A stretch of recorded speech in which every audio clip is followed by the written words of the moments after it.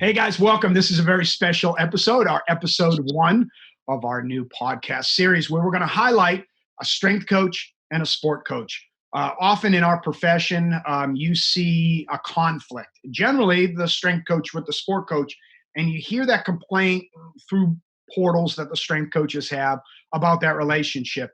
And I've always found it interesting because I believe when done right, it might be the strongest relationship I've ever had in my 25 years in the career, and specifically to the high school, to over 20 years.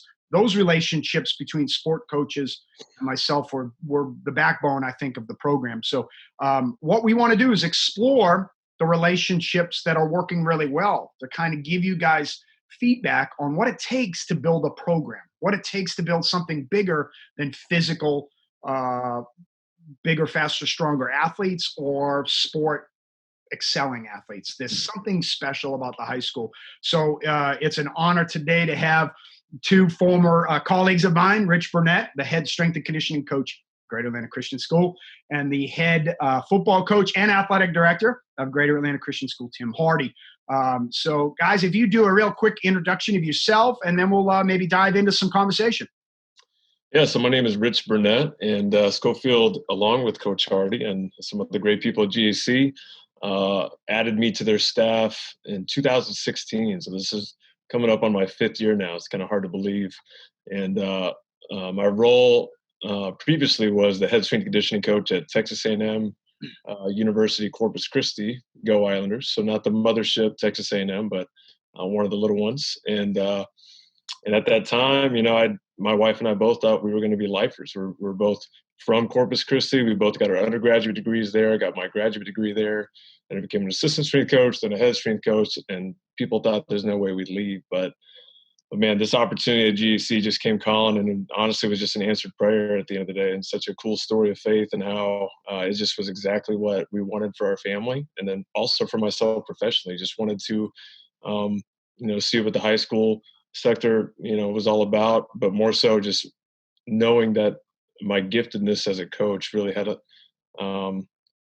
I had a lot of strengths with this age group. My wife and I worked as Bible school teachers at our church for 2 years, working with high school kids, and did so many ministry type things with youth age kids. So I just knew it would be a really positive shift, which for most people, when you think about your career and the fact that you're in Division I athletics and to go to a high school, much less an assistant position, would be a bad move. But it actually paid better, and overall, my assumption was correct. Was a more fulfilling for me personally opportunity. So happy to be here. Love being here every single day with working with Coach Hardy and the staff here. It's a 50-year-old school with a rich community of people who really understand how to pursue excellence, but out of love. And so I could go on all day about how great this place is. And so I think that's why Gary has us here. It's a very healthy environment. And so hopefully we can shed some light on that a little bit. Outstanding. Tim. I've been at Greater Atlanta Christian. This will be my 9th year as the head football coach, my 3rd year as the athletic director. Prior to that, I was the first head coach at Mountain View High School, 7A school here in public school in Gwinnett County, Metro Atlanta. And before that, I was a college football coach at Wheaton College, my alma mater outside of Chicago. When I was at Wheaton, we did not have a certified CSCS strength coach, and so I filled that role, knew enough to be dangerous, could make them sweat at least. So had responsibilities of working with our head coach to do programming for our college football team. And so love these guys. Had the privilege of working with Gary for a number of years, and then Rich here for the last 4, heading on 5, which is hard to believe. And just have great appreciation for what strength coaches do. The incredible amount of influence they have on the physical, mental, emotional, spiritual development of student athletes, and fired up to be here today. It's outstanding. So guys, we'll kind of dive right into it. Maybe start with you, Tim, because you do have that unique experience at Wheaton as a strength and conditioning coach. And I'm always big on you can be as certified as you want to be. It doesn't mean you should be in the room or not in the room. So we'll not even worry about that. But you had that experience, and I believe there's a lot of similarities between the D3 level coaching and high school, especially at this level. So with that, I think you've experienced a relationship you had with sport coaches. Of course, that was with football, but for you as a program leader, and again, now you're in an athletic director's role, but you as a program leader, what is it that a strength coach can do to help besides get your athletes bigger, faster, stronger? We'll talk about some of those things later in this, but like, what are the prime directives for you as a football coach at GAC that you want to do, that you believe, because I know where your mission is. Well, what is it specific that Rich, in the role of a strength and conditioner at GAC, helps with that you find as an invaluable resource? Yeah, well, I'll try to be concise. To me, I think the role of the coach, regardless sport coach, strength coach, is really simple. It's to develop the student athlete. If they spend 2 hours, 2 days, 2 weeks, 2 years with you, they need to be measurably and markedly different. And so often it's easy to think about as a sport coach, your scheme, your team, maybe as a strength coach, your program. I mean, we are here to see change, right? We are here to see things be different. And whether that's a kid acquiring a skill, doing something new physically, and so much of it, as you're going through the high school years, is doing something new mentally that you believe that you can do something now that you couldn't do before. That's where it is. And so to me, I think the partnership between the sport coach and the strength coach starts at that base level. And we understand we are here to develop these young men and young women to move forward and to be different tomorrow than they are today. Obviously, per your school and per your the culture of your program, it's critical that you be aligned in all of the areas you're trying to grow. Right. Obviously, there's the physical component, and obviously there's the skill component, which primarily the sport coach is responsible for. But that you're like-minded in how we're trying to develop the mental growth, the emotional growth, the social growth. That learning to be a great teammate, that's a learned characteristic that it better happen in the strength realm as well as on the team and be on the same page, or we're really going to be working against each other. So I think alignment is important as anything else. One thing I would say, this is obvious, somewhat obvious. It's just critical that you have great relationship. As a football coach, you're used to managing and working with a staff of multiple people. If you count sub-varsity levels, maybe it's up to 15 or even 20, depending how you're structured. It's just critical that you have a great relationship with your strength coach. And just like you want to manage an offensive or defensive coordinator well, is someone that, man, here's your area, take it and go. Yeah, there may be some times I really want to dig deep, but I'm going to trust that person and empower them to run that and run that well. And so I think being aligned in what we're doing, realizing we're here for the student athletes, we're not using the language of run my offense or execute my strength program. We're here to see them grow. I share this with our team and our parents. Our formula for success is this: help the individual maximize themselves. That's it. That's the first piece. The second piece, from a football standpoint, is solve the puzzle. So I love it. Every year you get different sizes and shapes, and how do we take the pieces we have and bring them together to be our best? And then in third, so we can then maximize ourselves. But it starts with that. We're here to see each young man or young woman in a girls program become their absolute best. And I really think that's what the strength coaches are doing as well. So there's great alignment. Outstanding. So I use that word alignment, and I know at the high school level, we talk about it all the time. We talk about horizontal alignment, vertical alignment. We could sit in meetings that I used to hate. We could sit in those meetings all day long, but it is a terminology point. I think it's a key point in what you just said. So Rich, how, and I know like for every year, because you have that puzzle, Tim, every team is different. Every team is different. I don't care how many you return. And you have a theme. I know you do a really good job of a theme behind that team. So, Rich, how do you align with Coach Hardy? Where do you have meetings? Do you discuss it? Where is it? I know because that's part of probably this relationship, right? And so communication is not the relationship. That's the connection. Communication is just part of it. But where do you guys do? How do you get into that alignment with specifically the football program at GACS? Yeah, so clearly that takes a lot of work and not just one meeting or one interaction. So really, I guess, the key time in which identity of the particular team comes to light is in the spring. And because of Coach Hardy's commitment to excellence and commitment to relational growth, he's around a lot. And so he's in almost all of our sessions, whether he's coaching, assisting, or leading a drill real quick or something. I mean, he's like my assistant strength coach, but even more positively, a high motivational individual in the room who happens to be the head coach, who's just cheering every single guy on, giving them positive encouragement, ask them, hey, how's it going with this? How's it going with that? most of those kids that are in there in the spring are clearly football only guys. And so he understands the value of him being present because they're there for football workouts and he's there. And so, there's going to be times in which either in setting up sleds or anything like that, the Coach Hardy have a little bit of downtime, and we're in every moment that we have, we're talking about a kid. We're talking about this team. We're talking about what summer's going to be like, or spring football, or because like you're alluding to, Gary, high school is you don't want to use the word complex, but there's so many logistical pieces involved every year because even coaching changes happen, and there's just a lot of things like that, and whole new batch of guys that they don't even know what position they're going to play yet. And so it's just so important to have this ongoing communication, and which I'm grateful to have that proximity. I think that's key just to Coach Hardy in those moments, even of training. And so it kind of happens naturally that way. And that's what you want. You want it to be natural. You don't want it to be just these formal meetings that you're having.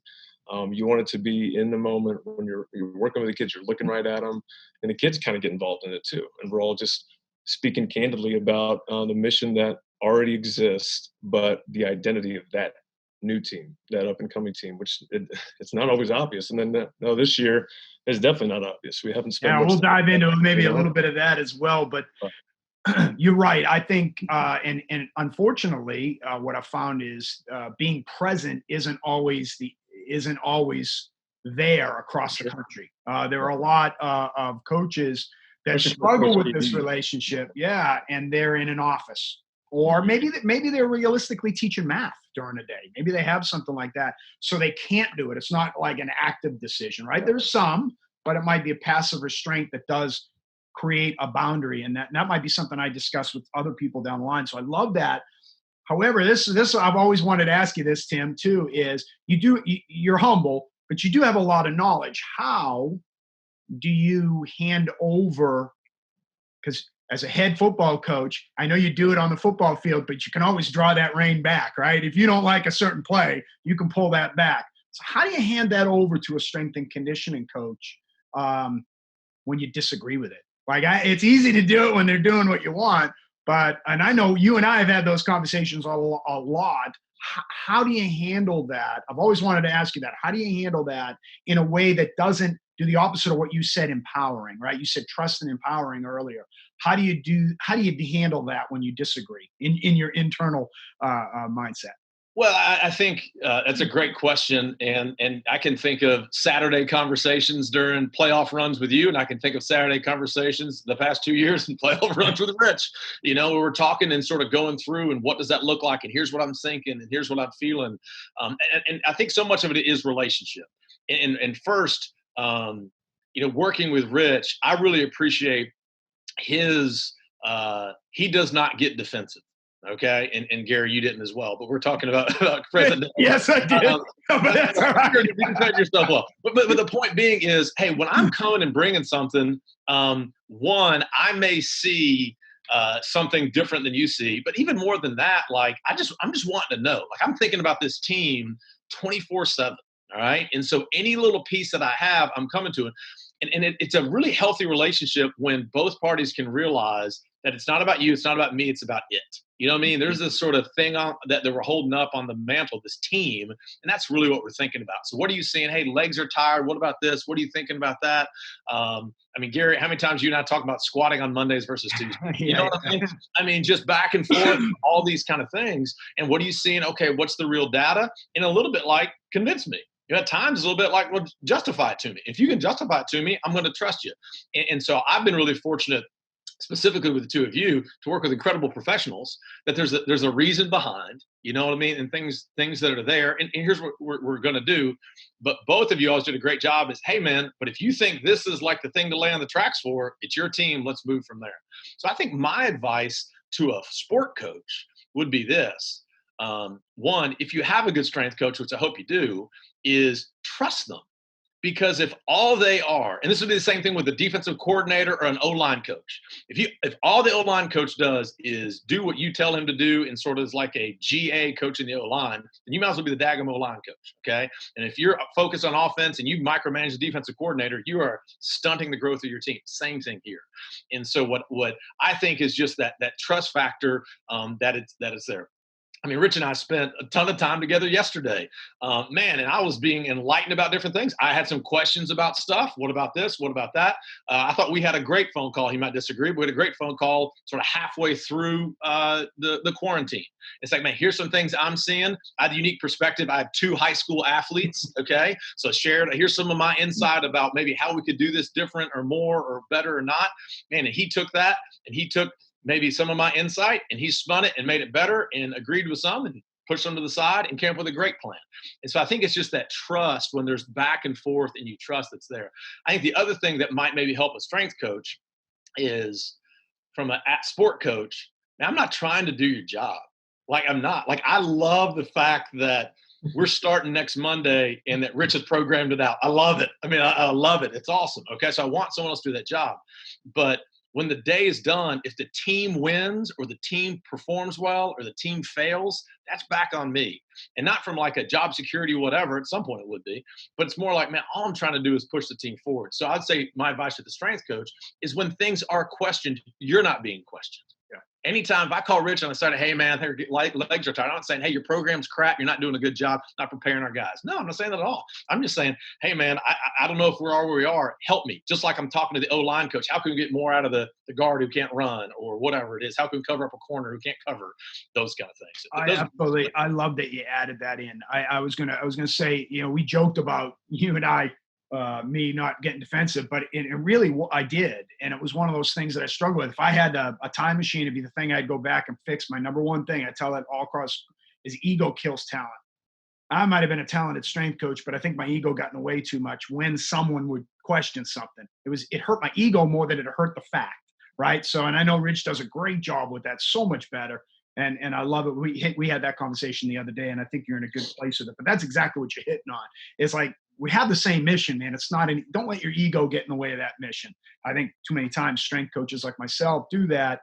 And I think we'd be better off doing that. I love that. I want to hit, Rich. I know something that you do really, really well, that even as a strength coach for many years, I struggle understanding your interpretation of data and technology.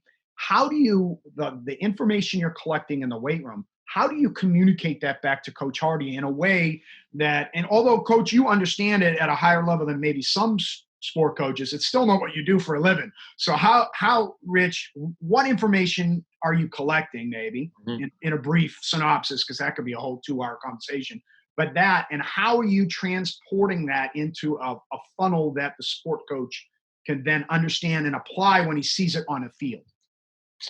Well, I don't want to poop on your question, but it's a really underwhelming response. Very little. And that might change now. I've had a lot of time on my hands to come up with some what I think very valuable data points that we'll move forward on. But you know how hard it is, Gary, just even collect data, much less data that you can trust even within our situation. But I'll say this, Gary, and we talked a lot about this the other day, you and I, but probably 90% of the interactions I have with Coach Hardy about his players is qualitative. So whenever we're talking about a kid or anything of that nature, if there's data involved or some sort of conclusion, we're going to speak in qualitative language rather than numbers. And the only time I think he ever really sees numbers from me, which he doesn't ask to see numbers that often, is going to be at the end of like spring, which is when I compile an assessment report of all of our kids, whether they were a lacrosse player or not. I ask him, hey, what's the roster looking like? Send me that. And then I just tie into all the data that we've collected from a performance standpoint, stick it in a little report, send it his way. We may not even talk about it much. But I also include all of his sport coaches in that. I include, the primary football sport coaches on that, so that they're all just kind of seeing the quantitative stuff, which, again, we don't spend a ton of time on that, to be honest. We don't live. I think I love the honesty of that answer. I think it's potentially changing. I've seen some of the things you've been working on too. I think as we have better tools to manage this data, it's going to be easier to communicate it, but then we still have to put it in words because you can see it on there and it's like, what is accelerative strength? I don't know why does that matter? And then we got to dial it down into coach speak so that coach can now go to, all right, what group? Is it the offensive linemen? Is it my linebackers? Who needs that? Where are we doing it? So that you can do it, because I'm with you guys. The only two things that matter when I was an athlete, and I guarantee you, Tim and Rich, when you were an athlete, the only two things that ever mattered to me, did I play more? In other words, was I hurt less? And did I play better? Those are the only two things I ever cared about. My squat went up, bench went up, clean went up, I ran faster. Oh, that's great. But if I didn't play more and I didn't play better, and Coach, you related to it earlier, yeah, that is. Listen, let's say what if we all go 0-10, we're going to be looking for another job. That's you're gonna. It doesn't matter where you work. We get that. But it's deeper than that, right? That's not what drives us. We know we're the type of personalities that aren't driven by that. So it's those two things. So I'm intrigued. We may come back and do another one of these because I'm intrigued to see what he's got up his sleeve and how you communicate that a little bit better. Kind of speaking on that, Tim, a little bit. High school's unique because it's not just the athlete and it's not just the coach. You got a parent into the equation. You're one of them, so you can speak to this well. How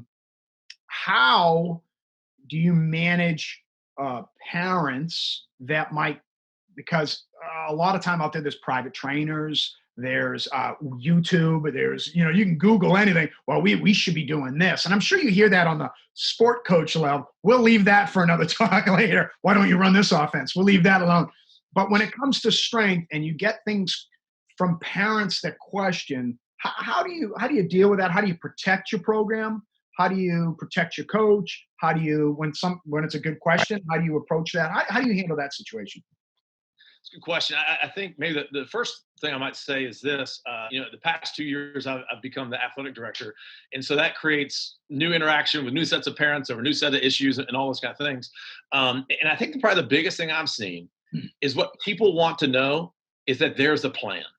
I mean, most of the time, think about, in this day and age, people are busy. You're successful people. They're working hard. I've got a 16-year-old son, whatever. I just want to know there's a plan and it looks like a good plan. And where I've seen maybe some of our coaches that have struggled with that is it's an absence of the plan. When people come up with a plan, it may not be the world's best plan unless it's crazy. We're like, okay, good, there's a plan. I got an email. There's a plan for the week. There's a plan for the year, whatnot. Where there's major issues is there's no plan. So I think more times than not, I'm not trying to get around it, but I think the parents just want to know, hey, man, we got a good plan. Here's what's going on. I do think it's important back, whether it's on the sport coach and the strength coach, and sometimes in unison, to communicate some specifics of the plan that people know a little bit of what's going on and how it's going and those kind of things. I think that's an important piece. I think it's important that as we communicate some stuff on the football side, that our guys go home and share, hey, here's what we're doing, here's why we're doing it. So I'm sharing those kind of things. Is like, yeah, coach doesn't just watch Monday Night Football and write down the plays for the week, and that's what we're gonna run this week. Or hey, every 2 weeks, Coach Burnett swings by Barnes and Noble and buys a Muscle and Fitness, and those are our new workouts. It's sort of the equivalent, right? But no, there's a plan, and here's what we're doing. So I do think there's a purposeful, clothed with humility way that you can sort of internally market that this is what we're doing, this is why we're doing it, this is where it goes. And then just trust. I had interaction today with a parent on campus. And it's just a part of my communication back to this parent, and this wasn't about performance training on our campus, this is about a separate sport, but it's just like, we have a professional, we trust the professional. They're pretty good. We're going to let it roll. You know what I mean? Yeah. And so I think just going through that and letting people understand that. I think one of the things that's unique about, say, football is every dad's going to watch it, right? And so he's going to listen to Joe Tessitore, Booger McFarland, or whoever's left for the Monday night broadcast now and think they know something, all right? Well, they're also, man, I go to the gym, right? So I can relate to what you do there too. I got a gym membership at LA Fitness or wherever, so I know this, or I had a trainer or whatever, and whatnot. I think what I've seen in my time at GAC, though, is it's easy when you got a good program that people are being pushed and challenged and grown, but more than anything else, they're having a great experience. Mm-hmm. Where there are issues is people aren't having a good experience. And what's a good experience is I'm being cared for, my individual needs are being concerned for and met. Hey, I've got an injury. Hey, I'm weak here and whatever. And there's no issues. Mom and dad, yeah, they want them to play, whatever. I think of a young man a few years ago who mom and dad were really frustrated. He wasn't playing, all these kind of things, but they could never get too mad because the kid was being taken care of. He was having a good experience. And God bless him, he kept working, and it turned into more playing time finally his senior year.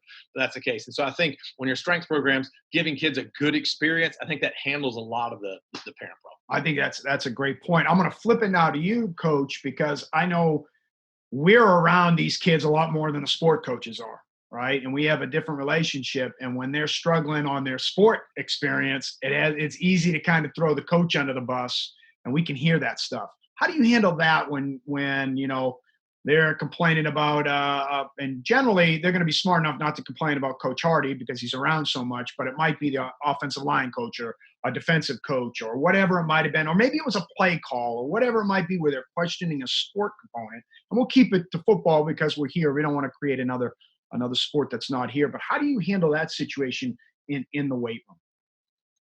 Yeah, very important because it does happen.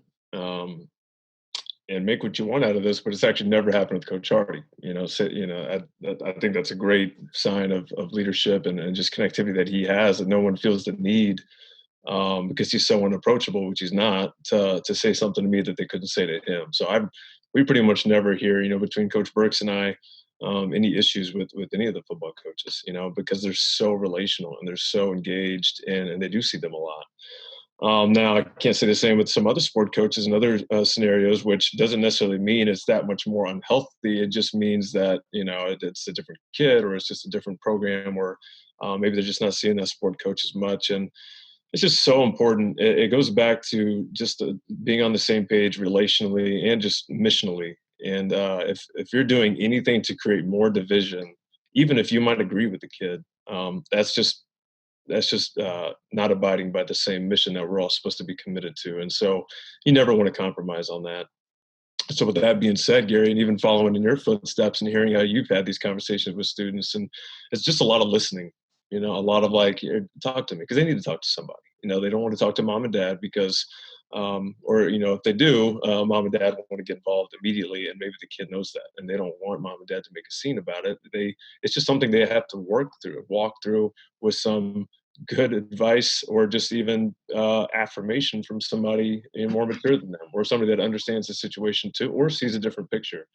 And I can't tell you, even just this past year, how many really healthy conversations I've had with students who had genuine struggles, but just really needed to talk it out. And, I go on mission trips with kids. I see them on spiritual retreats. I'm their advisement teacher, their enrichment instructor, you name it. Plus seeing them 4 days a week for an hour on average, the weight room, which honestly, I wish I had more time with them. It's always like, man, it's so busy that sometimes I'm too caught up with the training that I neglect those kinds of interactions, which they need to be had. And so to your point, Gary, which might seem something like, hey, how do you deal with this? It's more of like, man, how do you handle something that's actually really, really important to have? And so it goes back to relational. The kid can trust you, and then they realize, man, that's a really healthy perspective. And then they end up respecting the coach more out of it, or maybe they end up leaving the team. You really can't control the outcome, and nor should you. But I just think it's good to hear them out. So. Yeah, I love that response. I think too often it's, I don't allow them to talk about it. And I'm like, we're going to talk about it somewhere. Like, I'd rather them talk about it. And then the key for me was I wanted to hear them. I wasn't going to give them advice because I didn't want to speak for the coach. What I wanted to do was support the coach. So I wouldn't let it go bad. I just wanted to hear him out. But then it was up to me to build a relationship with Coach Hardy to be able to go, hey, man, John Doe, he's really strong. And we had this all the time. I would come to see him before I would go to lunch and be like, hey, you need to go find John Doe today. And make sure that he knew, don't go in there and go, Schofield told me this, because then he's never going to tell Schofield that again, right? And then it doesn't help you. It doesn't help the kids. So there were relationships with coaches I didn't have that way, so there was no way I was going to say that unless it was so problematic that had to be approached. And then I would tell the kid, hey, listen, I have to tell the coach this. Then it would be up front. But I love that. I love that response. But I'll mention another circumstance, Gary, which is more challenging, which is when you see or overhear something that isn't necessarily directed to you, but know that hey, I gotta confront this. I would bet that probably happened more in my 20 years than it was where they came to me directly. I wish it would come to me directly, but it was them talking to some other guy, not thinking I can hear, but they forget. Strength coaches can see and hear things at 360 degrees. It's something that we were ingrained with. So yeah, you're right. Man, everything today has revolved around relationships, presence, caring for kids. Every answer has had that. So here we are in the midst of COVID, and we haven't been able to be present, physically touch, high five, fist bump. We haven't been able to do that in a normal sense, right?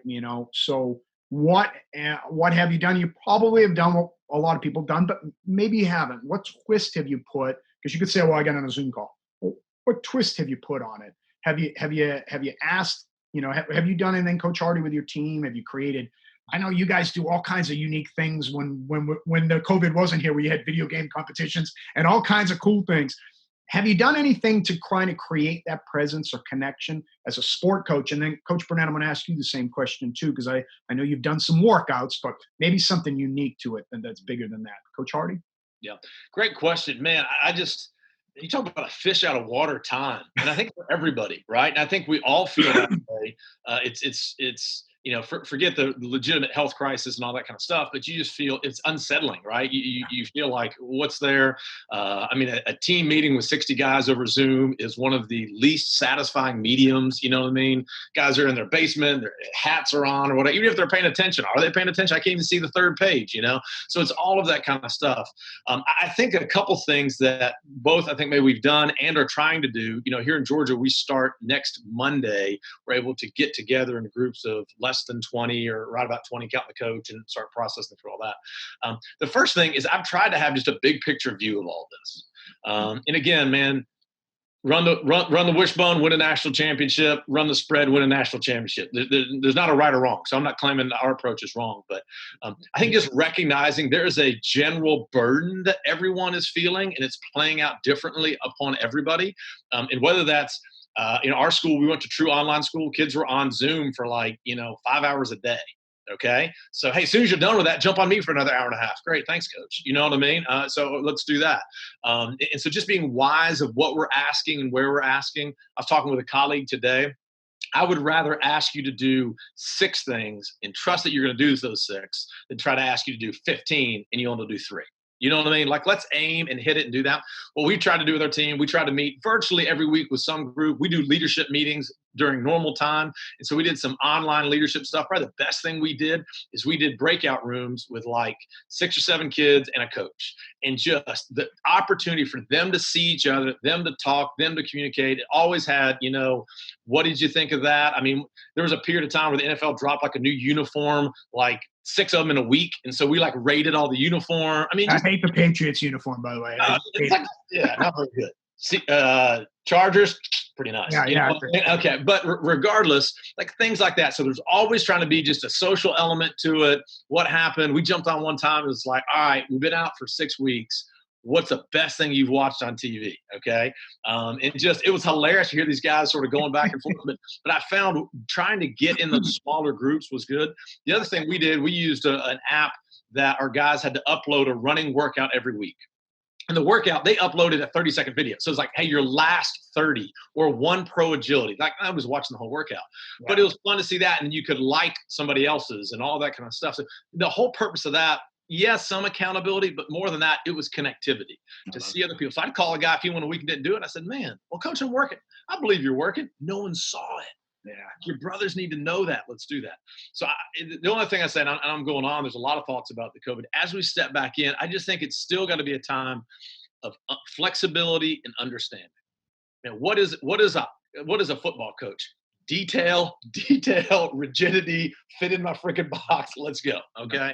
And I think it's just a time of flexibility and understanding, whether it's a kid doesn't come because mom's got an autoimmune and he can't come to work out, whether it's whatever it is. Yeah. And so I think it's just that kind of piece. We're excited to be back together, do that. But just, man, let's err on the love and understanding piece because we don't know. This plays out different for everybody. We've seen that with our own adult friends, right? I've been surprised, not judgmentally, but how some people it's affected. So I think it's the same thing as we stay in touch with our guys. Great answers. Coach Burnett, from a strength and conditioning part, been going crazy, but what have you done to maintain? So I've actually, a lot of things just flooded my mind just hearing Tim talk too. Just because initially Gary was man, I just never felt like I did enough.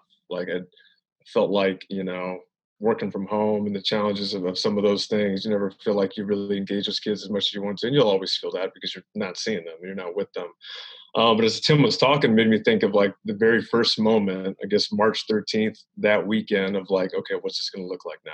we've got team builder, we've got some other ways to quote unquote program and put together a plan, but it's still a class. We still got to take care of the grade aspect of it. And I had a plan and I wrote it up, looked pretty good. I had Tim look at it and he's like, give me a call. And so called me up and he's like, man, I got two teenagers right now, a senior and a sophomore. And I can just tell you that well, I'll put it this way. No teacher can see what all teachers are doing. And so you really don't know the total load on the kid, because every teacher we're all being told you have to hold them accountable. Yeah.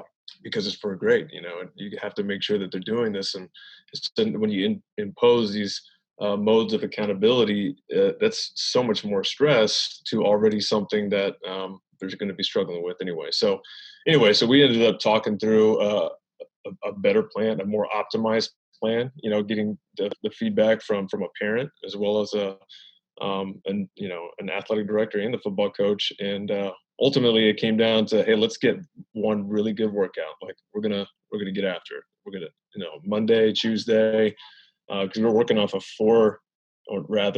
2-day week schedule. And so rather than like two tough workouts, say, let's get the one, we're going to dictate everything in there. We're going to do the workout with them. And actually, I think I've lost 5 pounds from COVID, just actually doing these workouts and having fun with it. Felt like a Group X instructor. But the second day, which is more to answer your question, Gary, the kind of uniqueness of it. And this goes back to what you prioritize as a strength coach with the character development piece. I think you can hear that character development and just think it could be so, cliche, but man, we had some really awesome conversations during some of these talks. And GAC being such a rich community, we had some amazing individuals, alumni, which is what our theme was, send in some videos of one of the 4 character traits that we've been pressing this year that our PE department decided on. Which is grit, based on grit, gratitude, respect, integrity, and trying your best. And we expand on those things. We educate the kids on those things. And we had alumni from, a guy who's playing professional Canadian football right now and, dealing with the COVID scenario. We have a baseball coach at a SEC school, who was an alumni. If I mentioned their names, Gary, you would know every single one of them. Yeah. Just their willingness to send in a video, authentically sharing a 10-minute devotional / message of character. And then for our kids, we all watched it together. I shared my screen. It's actually the positive of Zoom, and just giving them a heads up beforehand, like, guys, I really need you to listen to every single thing that's going to be said right now, because, this individual took a lot of time and effort to do this. And so let's respect that. And, that just kind of gets them in check a little bit, like, hey, guys, listen up, Coach Hardy speaking. You don't have that problem in person as much with Zoom. And then afterwards, we just had some candid discussion that always turned out better than you anticipated, and that was our social piece. And it's not a lot, but it's potent, and it was really meaningful. And so I'm glad that we stayed committed to that. And we didn't do it the whole semester. So there's a point in time where I'm just like, I can't do this like every single week, because the kids had to respond to it. And, things like that tend to get, what the word you're looking for is, just redundant. And so we shifted a little bit, try to have some more fun. But I thought it was a good use of our time. But, yeah, I've seen some of your posts with that, and that's probably one of the biggest things I've missed, right? I think the biggest thing I've missed is camaraderie with the coaches, but connecting with the kids outside of just bigger, faster, stronger. I mean, that's always going to be a driver for a strength coach, but I think those things are awesome to see you guys doing it. Well, guys, I want to wrap it up a little bit with maybe just a final thought on your head of this. So maybe, Tim, you'll start with why high school. I know you personally. I know your talents. It would not surprise me to see you on a sideline on a Sunday, never mind a Saturday. I mean, you have the talent to be at many different places. Why high school? Why did you choose high school? And then, Rich, I'll obviously follow up with you as well. Why this venue for your talent? Yeah, I think anything, to me, I feel like the Lord has directed my steps. And so, why'd I choose high school, or did high school choose me, is sort of where you are. But one of the things I guess I enjoy about it, and the amount of change that happens in the life of a young man or a young woman is just It's absolutely unbelievable. And one thing I say to our guys, if it's a week where, in the weight room, we're doing some things and pushing and say, hey, and then we're maxing, but I did something I haven't done before. I always say, wait a second, you did something you haven't done before? Let me tell you, there's coming a moment pretty soon where that's not going to happen anymore, except like I found a muscle I didn't know I could pull. You know what I mean? But just to think about that I did something I haven't done before.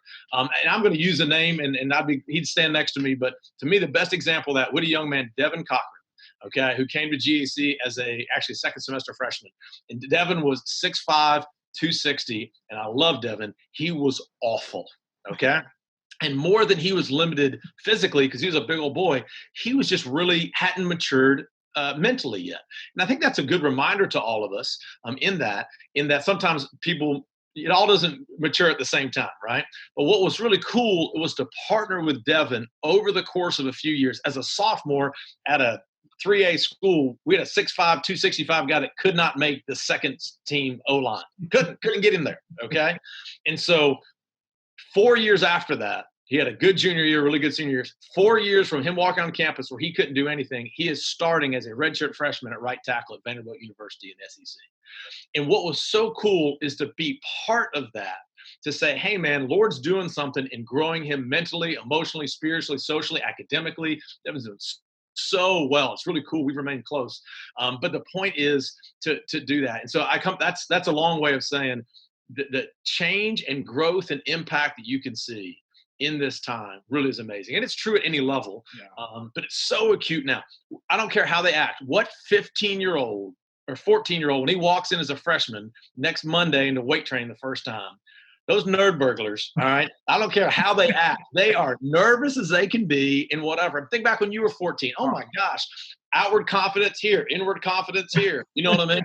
To come alongside and to partner with young men and to do it really from a spot of spiritual strength, of academic importance and integrity. Say, man, we can do this. I was on a phone call today with a young man who's sort of frustrated about his recruiting heading into his senior year. I was like, man, I just finished up with brother. I believe in you, man. I believe in you. Lord's got great things. And so I think it's just an opportunity, Gary, to partner with young men and be a part of what's going on in their lives. Very cool. Rich.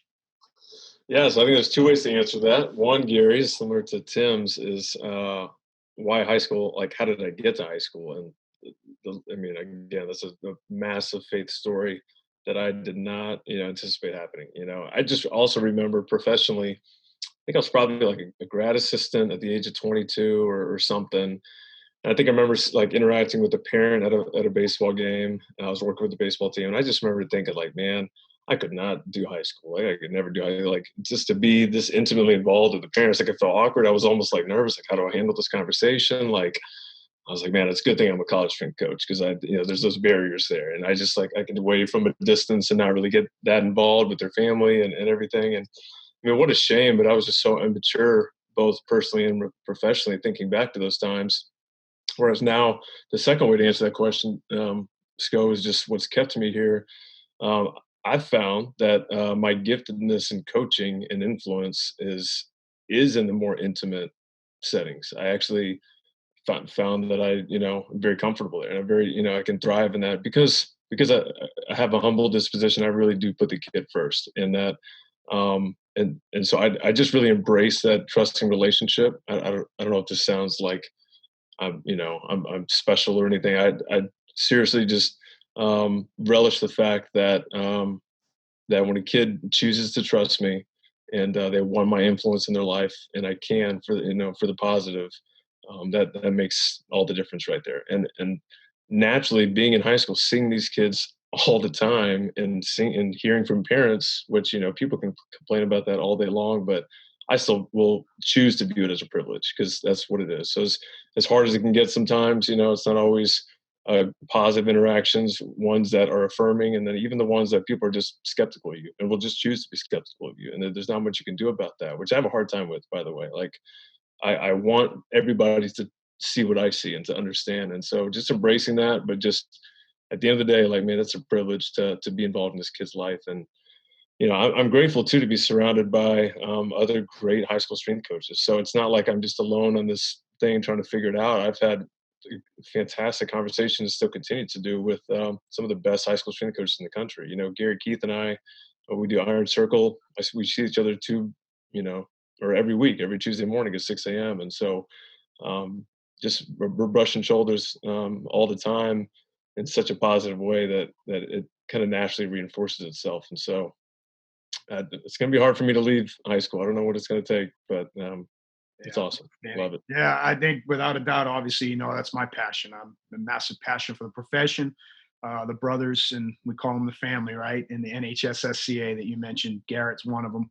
If I had a conference, he's sitting front row left. That's where he sits. So great guy. But you guys do it as well as anyone in the country. I've been blessed over the last 2 years to travel internationally as well as nationally and see it done at many different levels. And GAC, I always thought was a special place. Now I know. And I can tell you that from being around. So you guys do a fantastic job. I miss both of you. I'm glad we reconnected, Rich, over the last couple of weeks. Probably the best thing came out of COVID for me. I told you that the other day.